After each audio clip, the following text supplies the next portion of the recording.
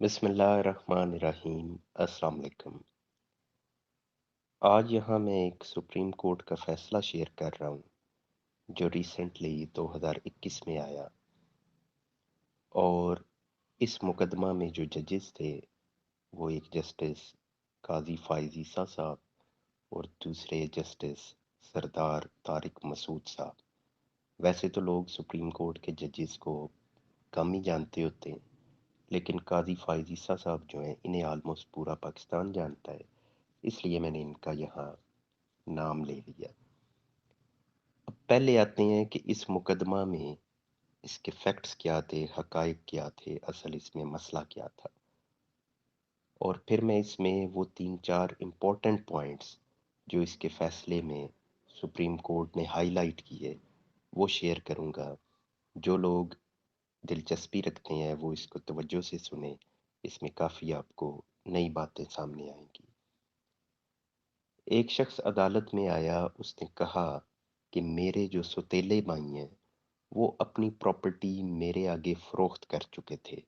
मेरे साथ उन्होंने ज़ुबानी मुआहदा कर रखा था। मुझसे 1,70,000 रुपये वो ले चुके हैं। पहले 1 लाख रुपया लिया, फिर बाद में 70,000 रुपये लिए। अब तकरीबन 3 लाख रुपया मज़ीद इन्होंने मुझसे लेना है। और इन्होंने अपनी प्रॉपर्टी वो मेरे नाम ट्रांसफ़र करनी थी, लेकिन इन्होंने ये प्रॉपर्टी किसी और शख्स के नाम मुंतकिल कर दी है और उसके नाम इंतकाल दर्ज करवा दी है। लिहाजा अदालत उस इंतकाल को कैंसिल करे और दूसरा मेरे भाइयों को पाबंद करे कि वो प्रॉपर्टी मेरे नाम ट्रांसफ़र करें और मुझसे बाकी के पैसे वो वसूल कर लें। ये केस सिविल कोर्ट में गया, वहाँ से उस शख्स का ये केस रिजेक्ट हो गया। वो अपील में गया, अपील भी खारिज हो गई। उससे आगे वो हाई कोर्ट में गया, वहाँ से भी खारिज हो गई। अब वो ये मुकदमा लेके सुप्रीम कोर्ट में वो अपनी पिटीशन ले आया। सुप्रीम कोर्ट ने यहाँ जो इम्पोर्टेंट पॉइंट्स थे जो डिस्कस हुए वो मैं यहाँ रखता हूँ सामने। सबसे पहले सुप्रीम कोर्ट ने ये बात की कि क्या जो बाकी के 3 लाख रुपए जो अभी अदा करने थे वो क्या तुमने अदा कर दिए हैं भाइयों को? तो उसने कहा नहीं किए। उन्होंने कहा कि क्या वो 3 लाख अदालत में जमा करवा दिए हैं? तो उसने कहा नहीं कराए, क्योंकि अदालत ने मुझे जमा कराने का हुक्म ही नहीं दिया। इस पे सुप्रीम कोर्ट ने कहा कि ये जमा कराने ज़रूरी थे। ये ज़रूरी इसलिए थे कि इससे ज़ाहिर होता है कि तुम अपने मौक़िफ़ में सच्चे हो, तुम्हारे इस मौक़िफ़ को ये बात मज़बूत करती है कि तुम तो विलिंग हो, तुम तो लेना चाह रहे हो, तुम अपनी अपने हद तक जो तुम्हारी ज़िम्मेदारियाँ थी, वो तुम पूरी कर चुके हो। तुमने 1,70,000 पहले दे दिए थे, अब बाकी वो तुमसे नहीं ले रहे, तो तुम वो अदालत में जमा करा दो कि ये मैंने अपने हिस्से की ज़िम्मेदारी पूरी कर दी है, अब उन्हें पाबंद किया जाए कि मेरे नाम प्रॉपर्टी ट्रांसफ़र करें।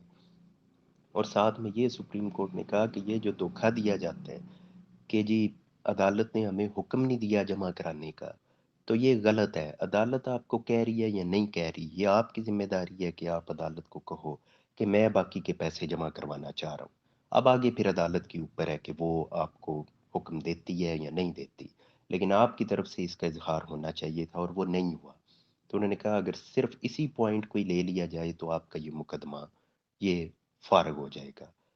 आगे दूसरी बड़ी इम्पोर्टेंट बात सुप्रीम कोर्ट ने की, वो ये थी कि उन्होंने कहा कि ये जो जितने कवानीन हैं जो मुआहदों के हवाले से बनाई गई हैं, जैसा कि contract act 1872, transfer of property act 1882, law of evidence 1872, जो अब ख़त्म हो के तो उसकी जगह अब कानून शहादत 1984 आ चुका है। उन्होंने कहा कि ये तो सारे आई हैं, ये तो कल की आप कह लें कि लाज हैं कि जिन्हें 100-150 साल हुए। लेकिन 1400 साल पहले कुरान पाक ने एक बात बिल्कुल वाज़े तौर पे आपको समझा दी थी। और साथ में उन्होंने शेयर किया कि सूरह बकरा की आयत नंबर 282, उसमें ये कह दिया गया था कि जब आपस में मुआहदा जात करो तो उनको तहरीर कर लिया करो। तो सुप्रीम कोर्ट ने कहा कि बड़े अफसोस की बात है कि आज 1400 साल बाद भी لوگ قرآن کی اس کلیئر کٹ ہدایت اور اس تلقین پر عمل نہیں کرتے اور معاہدہ جات آپس میں زبانی کر لیتے ہیں اور اس سے پھر آگے مسائل بنتے ہیں۔ پھر فردر اس میں سپریم کورٹ نے جو زبانی معاہدہ جات ہیں ان کے اوپر بات کی کہ جب زبانی معاہدہ کر لیا جاتا ہے اس کو بعد میں ثابت کرنا انتہائی مشکل کام ہے۔ کیوں مشکل کام ہے؟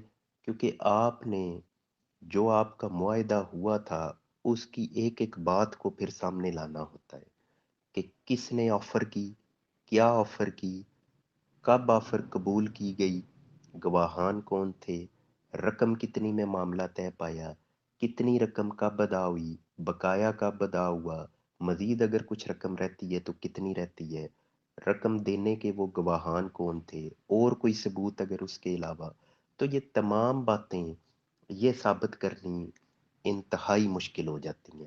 لیکن اگر یہی باتیں آپ نے ایک تحریر کی صورت میں معاہدہ آپ نے تحریر کیا ہوا ہو تو پھر یہ باتیں کمپیریٹیولی انتہائی آسان ہو جاتی ہیں۔ ساتھ میں سپریم کورٹ نے یہ بھی کہا کہ جو جو یہ آپ کا معاہدہ جس طریقے سے ہوا تھا، جو جو کام جس جس موقع پہ ہوا، یہ تمام باتیں آپ کی جو پلینٹ تھی، آپ کا جو دعویٰ تھا، اس کے اندر تحریر ہونی چاہیے تھی۔ تو یہ باتیں وہاں اس ترتیب سے پوری ڈیٹیل کے ساتھ وہاں تحریر نہیں کی گئیں۔ جب وہاں نہیں کی گئیں تو پھر آگے ان باتوں کو پھر بعد میں آپ ثابت بھی نہیں کر سکتے، یہ آپ کے خلاف جاتی ہیں۔ جو آپ نے وہاں کوئی پلی نہیں لی، آپ نے کوئی موقف نہیں اپنا رکھا، اب اگر آپ اس کو یہاں ڈسکس کرنا چاہیں تو وہ نہیں کیا جا سکتا۔ پھر ایک اور بڑی دلچسپ اس میں سپریم کورٹ نے بات کی، وہ یہ تھی کہ جب آپ کے بھائیوں نے وہ زمین فروخت کر کے انتقال درج کروا دیا دوسرے شخص کے حق میں، تو اس کے بعد آپ عدالت میں آئی ہیں کہ انہوں نے میرے ساتھ تو معاہدہ کیا ہوا تھا زبانی۔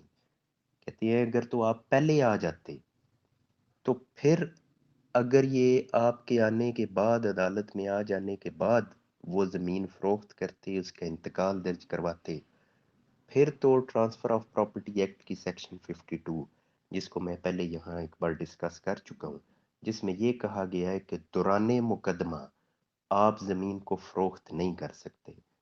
تو سپریم کورٹ نے کہا کہ اگر آپ کا مقدمہ چل رہا ہوتا، اس دوران میں یہ فروخت کرتے، انتقال کرتے، پھر تو سمجھ میں آتی تھی، ہم ان کو روک بھی سکتے تھے، ہم وہ کینسل بھی کروا سکتے تھے۔